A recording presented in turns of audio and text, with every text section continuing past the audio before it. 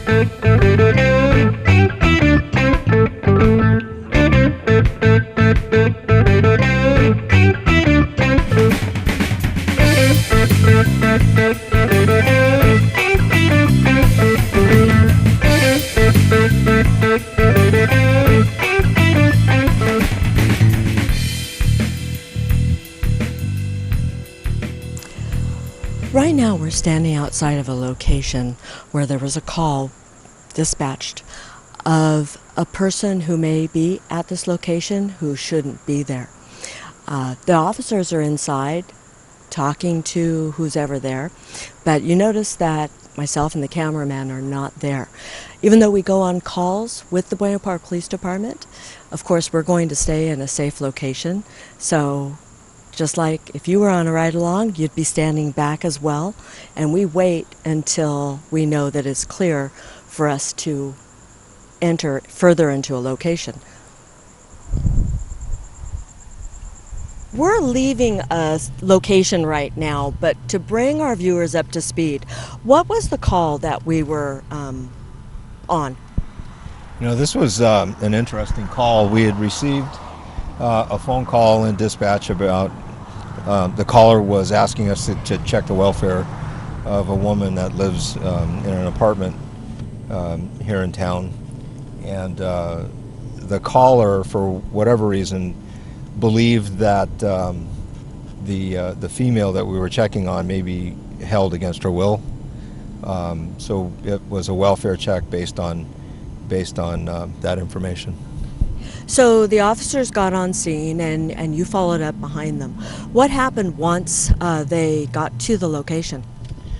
Well, we had, as we were approaching, we had additional information. So we knew the people we were looking for, both the woman we were checking on and her boyfriend or spouse, or whatever the case might be. And he was the subject that apparently may be holding her against her will. So these are known people that we had in mind. So it turns out the male actually had outstanding warrants for his arrest for spousal abuse and a list of other violations, including criminal threats, felony violations. So as we got there, a male subject answered the door, but it wasn't the male that we were looking for. So the person who answered the door was very uncooperative, wouldn't allow the officers, in to check on the female, wouldn't identify himself. We were simply trying to explain that we just didn't pick the apartment out by random. We were actually responding to a call for service. Someone was worried about this woman, and so we explained all we could, and it took quite a bit of convincing for this subject to let the officers in to the living room space. And you don't see any of this on camera, because even though the cameraman and I are going with Sergeant Nunez to these different calls, we don't carry a gun. We're not protected ourselves in any way, and we certainly don't want to get in the way of law enforcement doing their job. So a lot of this is off camera, but it was interesting to see as you were there. We started seeing flashlights in the back, and you pulled out your flashlight and you were looking. So evidently something happened inside. Yeah, it took a while of a conversation with the person who opened the door to figure out if anybody was there or they weren't there. He was very evasive. He just wasn't helping things out at all. So we were able to figure out that this was a two-bedroom apartment, and one bedroom belonged to his mother. He claimed was not home, and then the other bedroom belonged to his brother-in-law and his sister, I believe is how he described it. But it turns out it was the male and the female we were looking for. So those were the same people. Both bedroom doors were locked. We weren't getting any response from the bedroom doors at all. Still, we still had the subject who answered the door, even though he wasn't the focus of why we were there. He still had free reign of the apartment and was kind of wandering around and looking through stuff and so on. So I kind of positioned myself so I could keep an eye on what he was doing, and the other two officers went upstairs to see if they could get someone to comply and open the door. So, we just got no compliance, and we came to the decision that we thought that there was somebody in the room. So either we could force the door open, or find a key or some other method of gaining access. So the person who answered the door said that it's possible to jimmy the door open with a fork or a knife or something like that. So about that time, we could hear that there was movement inside the room.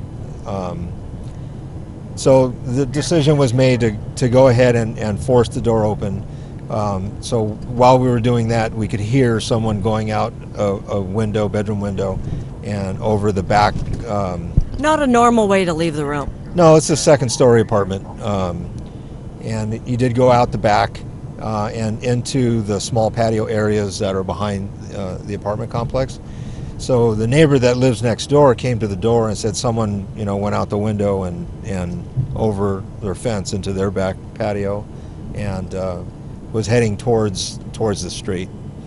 So we never saw any of that.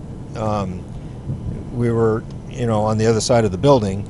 So we managed to check the rest of the apartment, and we never found the female, and whoever that person was up in the bedroom, we never saw.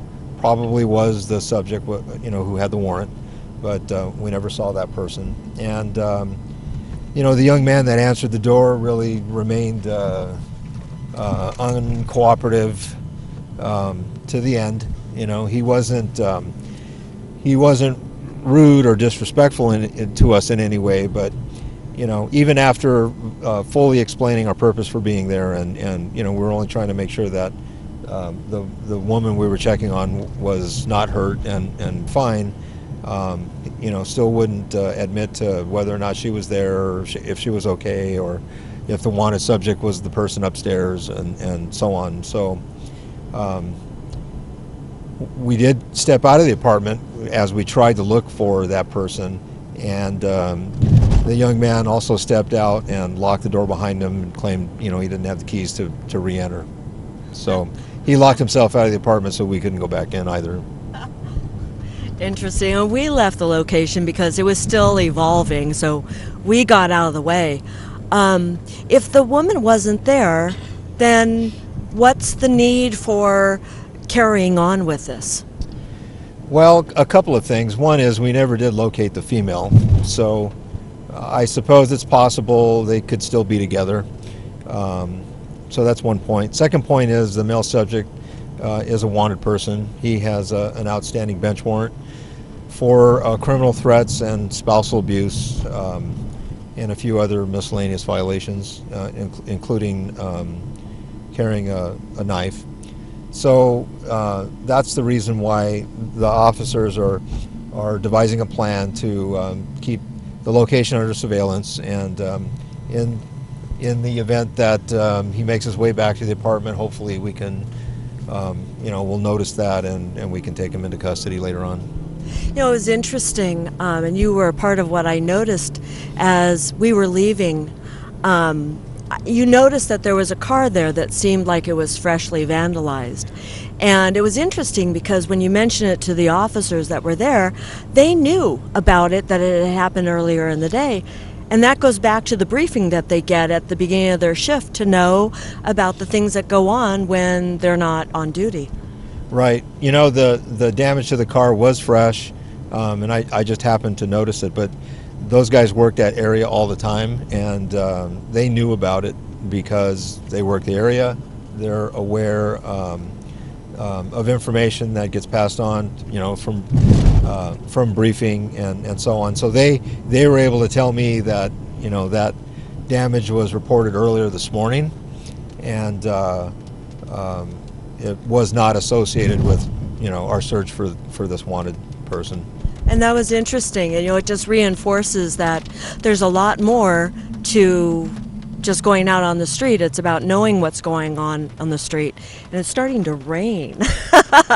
Big raindrops too, so that'll be interesting. But it's all interesting how law enforcement works, and we try to show this to our viewers, that there's just a lot of different things that go on besides what you normally see, and giving them a little bit of behind the scenes view.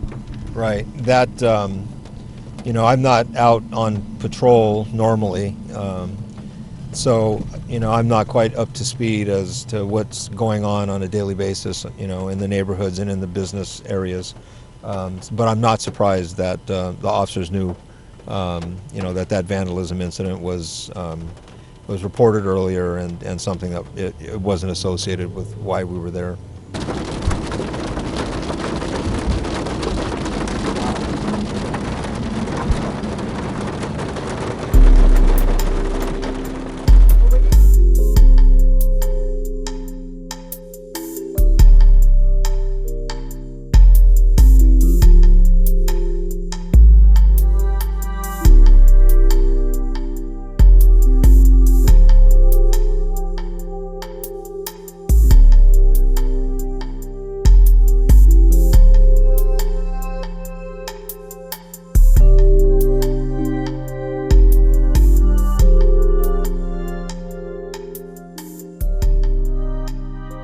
You may have noticed, but there's a lot of construction going on in the city of Buena Park that's affecting some of the streets. And we're at a perfect spot where we've got the construction that's right across the street, that's next to the roadway, and then way back that way it goes on and on. What kind of an impact does this make on traffic? Because this isn't a small street. The development here, if the viewers are in the area of Beach and Orangethorpe, and Stanton know we're talking about the source, for one, and then the cameras facing east, we're looking, over the bridge, Orangethorpe Bridge that goes over the freeway.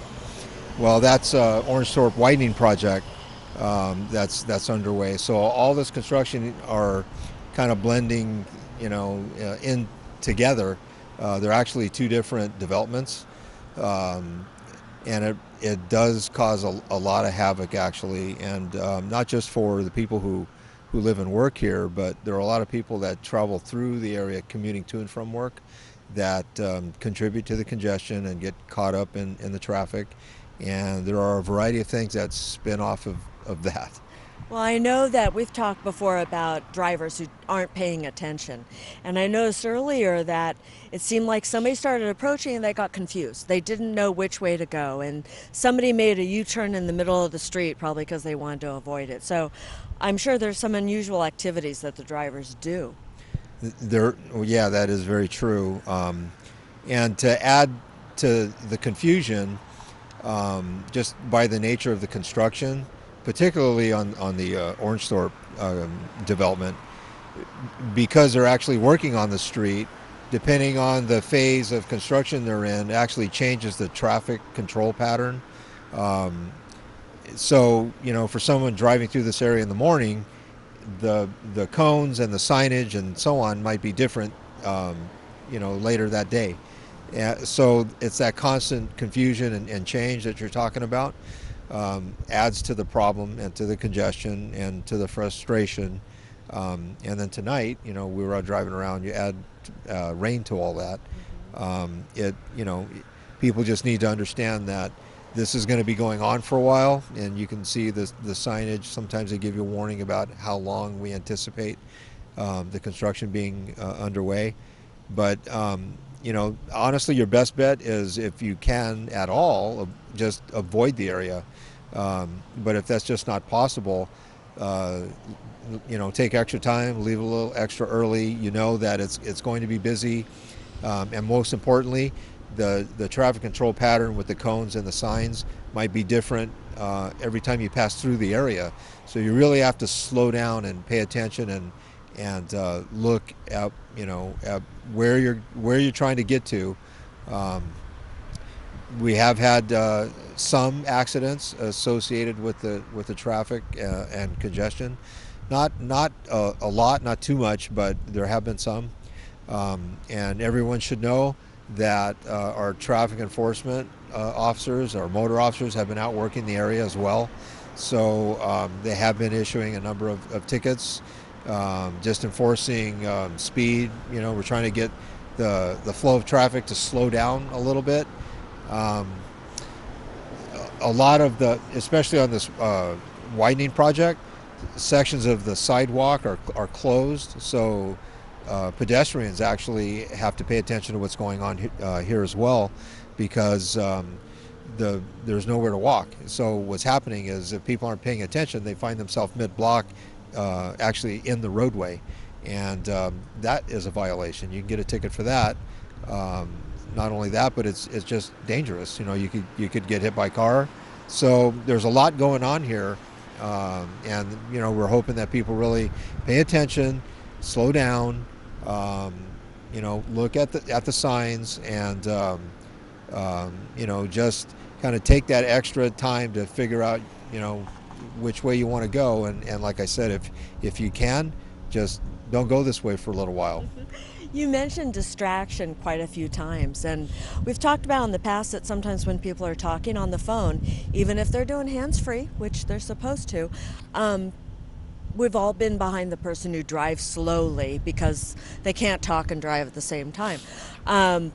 It sounds like you should be paying attention to the traffic and not be on the phone when you're going through areas like this. Right. I actually have to commute through here. My kids go to school near here, and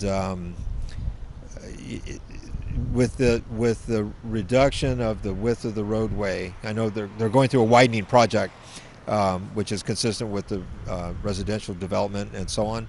But so in order to widen the roadway, they have to restrict portions of it so they can build it up and make curbs and sidewalks and all that stuff. So the traffic has increased because of that. And recently I was running a little late in the morning, trying to get my kids to school on time, and with the signals phasing, only so many cars are going to make it through the intersection, and I got stuck behind a young girl who was on her phone, and we actually missed a phase. It was just very frustrating, because after I leave them at school, I got to get to work, and so I can completely relate to those motorists who are trying to get to where they need to get to, and people aren't paying attention. Traffic is already bad enough, and someone's not paying attention. This young lady, I honked a couple of times, and she was just oblivious. I think her music was up in her car, her head was down in her lap, looking at her phone, and I had people behind me honking at me, couldn't see her little car in front of me, and people were just getting frustrated. Can you tell this is a sore point? Because I didn't know you had that issue. And it's obvious that things like that do happen, and it doesn't help that the construction is going on, and Right. you probably even have the looky-loo type of stuff like you have with accidents, where people kind of want to slow down and see what's going on, The development, which is a lot. yeah, the development at the source has been interesting to watch. We really have never had this kind of development in town, and to see certain things happen, and sometimes they're really big cranes, and it's interesting to watch. Some of the work that the construction workers are doing here. But be the passenger, not the driver, Yeah, right? and you'll find, there. I mean, it's an interesting building, and there's a helipad on the roof, and so on. There's a lot to look at, and I find people kind of weaving over, because they're leaning under, trying to look up at the building. Be a passenger, not a driver, if you're Right. going to look. So it's kind of interesting. Even some of the officers have complained driving around this area because there's been so many changes in the street, just in the surface of the street. They've talked about there's a particular a dip in the roadway that never used to be there before, and it's in a spot where we're just a half a block from the police station. I know exactly where it is. So and if you're not aware of that, which I think people are now, just because we've been going by there, regularly, that it can force you to lose control if you're not paying attention, or even kind of bottom out, and damage your car and those sorts of things. So there's a lot going on in this area, and even though the development here at the source and down Orangethorpe are separate construction sites, they're so close to each other that this entire section of the roadway is affected. It's crazy. I was coming in today, and I avoided Beach Boulevard. I came down Stanton, and I hit the other construction. So you're right, it's so close, Yeah.